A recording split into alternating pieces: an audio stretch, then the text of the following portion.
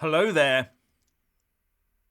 In welcome and dynamite news for Brexiteers, it looks like Boris is about to unilaterally rewrite the withdrawal agreement treaty we have with the European Union.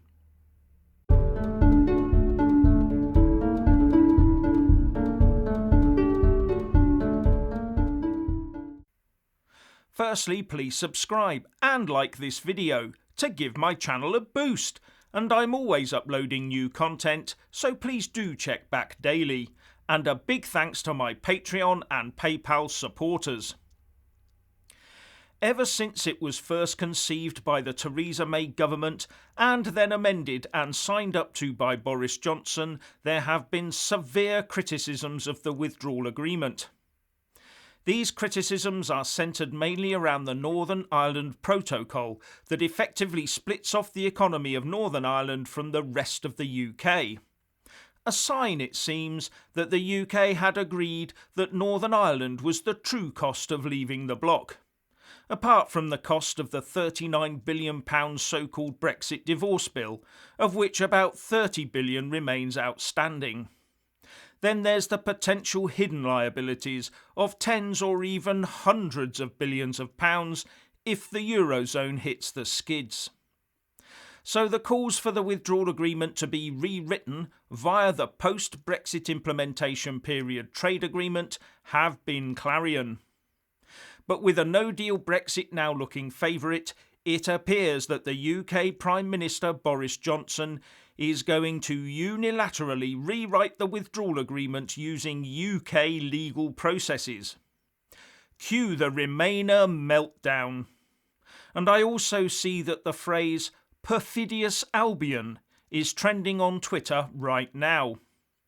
While EU negotiators are now plotting a walkout, saying that the UK's gone into North Korea mode. They are excitable, aren't they? And they do have some cheek, insisting that we hand over our fish, stay under ECJ jurisdiction and obey all their trade and state aid rules. Now that's what I call going full-on North Korea mode.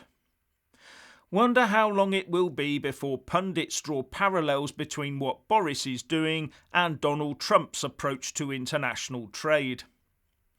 This move by Boris comes as it looks like the 8th round of trade talks between the EU negotiator Michel Barnier and his UK counterpart Lord Frosty Frost looks set to collapse before they've even started.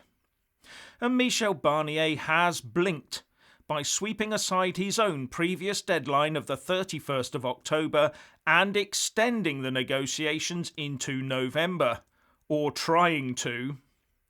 But UK businesses need certainty, and the UK government is acting now by saying to Brussels that either they agree that in any deal the UK stays sovereign over all of its own affairs, or face a no-deal outcome. And part of this would entail ripping chunks out of the withdrawal agreement to ensure the UK internal market works seamlessly with no barrier of any sort down the Irish Sea. The Guardian reports, the move, first reported by the Financial Times, would row back parts of the UK's agreement with the EU on state aid and customs arrangements for Northern Ireland. It is understood that the UK government believes the original protocol is drafted ambiguously enough to allow for a change of interpretation, a view likely to be fiercely contested by Brussels. You think? While the Express reports, sections of the proposed internal market bill are expected to eliminate the legal force of parts of the withdrawal agreement in areas including state aid and Northern Ireland customs, the Financial Times newspaper said, citing 3 people familiar with the plans. And a government spokesperson said that although a deal could still be done, as a responsible government, we are considering fallback options in the event this is not achieved to ensure the communities of Northern Ireland are protected. And it is understood that Boris will be giving the EU an ultimatum, a deal by the 15th of October on our terms or no deal. In a pledge to Tory supporters, Boris Johnson said, "We are now entering the final phase of our negotiations with the EU. The EU have been very clear about the timetable. I am too. There needs to be an agreement with our European friends by the time of the European Council on the 15th of October. If we can't agree by then I do not see that there will be a free trade agreement between us, and we should both accept that and move on. We'll then have a trading arrangement with the EU like Australia's. I want to be absolutely clear that, as we have said right from the start, that would be a good outcome for the UK. As a government, we're preparing, at our borders and at our ports, to be ready for it. We will have full control over our laws, our rules and our fishing waters. We will have the freedom to do trade deals with every country in the world, and we will prosper mightily as a result. We will, of course, always be ready to talk to our EU friends, even in these circumstances. Our door will never be closed, and we will trade as friends and partners, but without a free trade agreement. There is still an agreement to be had, and we will continue to work hard in September to achieve it. It is one based on our reasonable proposal for a standard free trade agreement like the one the EU has agreed with Canada and so many others. Even at this late stage, if the EU are ready to rethink their current positions and agree this, I will be delighted. But we cannot and will not compromise on the fundamentals of what it means to be an independent country to get it. And the 15th of October is only 38 days away. The President of the EU Commission, Ursula von der Leyen, sent out a tweet in response to the news of the UK government's plans, saying, "I trust the British government to implement the Withdrawal Agreement, an obligation under international law and prerequisite for any future partnership. Protocol on Ireland, Northern Ireland, is essential to protect peace and stability on the island and integrity of the single market." Now, the Withdrawal Agreement is an international treaty drawn up and agreed between the UK and the EU. So surely the UK courts would, when the inevitable challenges go in, come out in favour of the international treaty and the European Union. Well, maybe not. I had wondered a couple of times about the insertion of one particular clause into the text of the 2020 UK Withdrawal Act. And maybe now it makes a bit more sense. And that was section 38, Parliamentary Sovereignty, where it says, "It is recognised that the Parliament of the United Kingdom is sovereign." Now that statement would surely be redundant, as everyone knows Parliament makes the UK laws that we have to obey. But it then goes on to say that this sovereignty subsists notwithstanding directly applicable or directly effective EU law continuing to be recognised and available in domestic law. And it also says, "Accordingly, nothing in this Act derogates from the sovereignty of the Parliament of the United Kingdom." That sounds to me like a statement of intent. A statement that the UK Parliament has total sovereignty over the UK and can change the law as it sees fit, unhampered by EU law in any way. It also came into force after the ratification of the Withdrawal Agreement Treaty.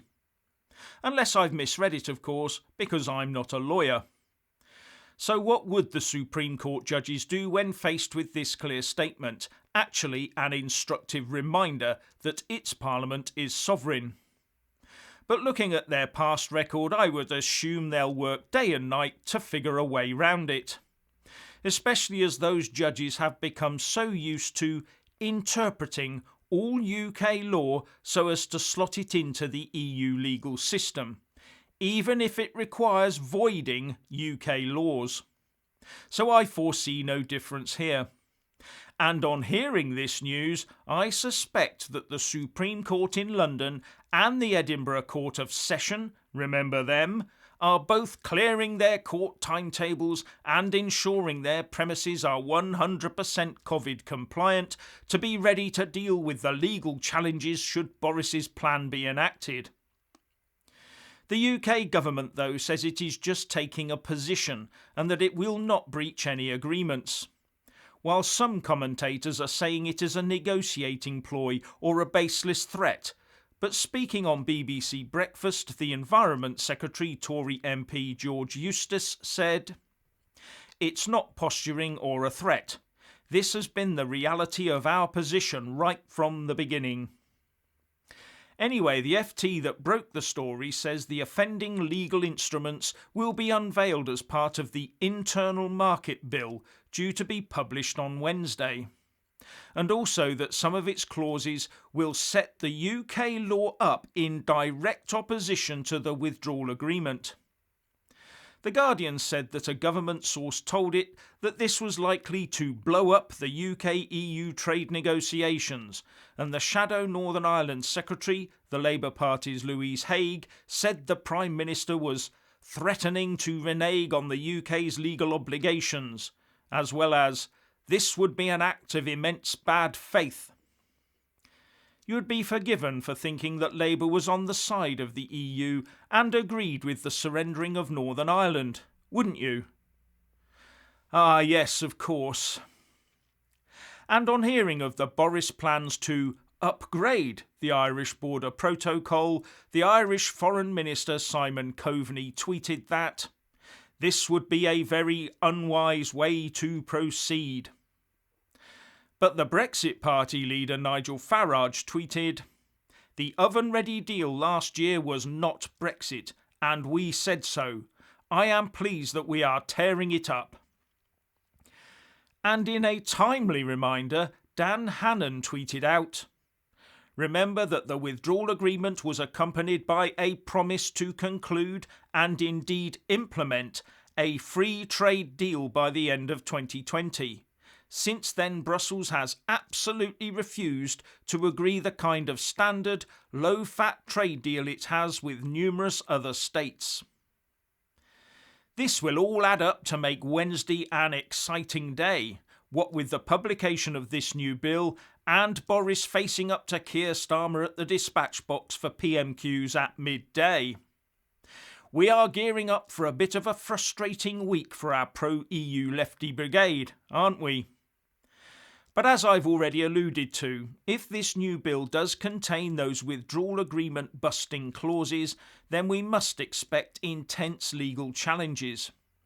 And how many of the usual suspects will be on Zoom right now plotting with EU officials to try and derail Boris's plans? Or maybe they'll brave the possibility of quarantine and go over for a meet. But the timing could be quite bad, as Matt Hancock is now warning about the possibility of a new national lockdown. The next 38 days are going to be extremely interesting. Hold on to your hats. Anyway, if you want to hear more from me, please don't forget to subscribe and also press that little bell, or you won't get any notifications. And if you want to see more of me, buy a mug with my mug on it by following the link in the descriptions box below and support me on Patreon or PayPal. So what do you think about the Boris plan to unilaterally rewrite the withdrawal agreement? Please share and comment, and thank you for watching.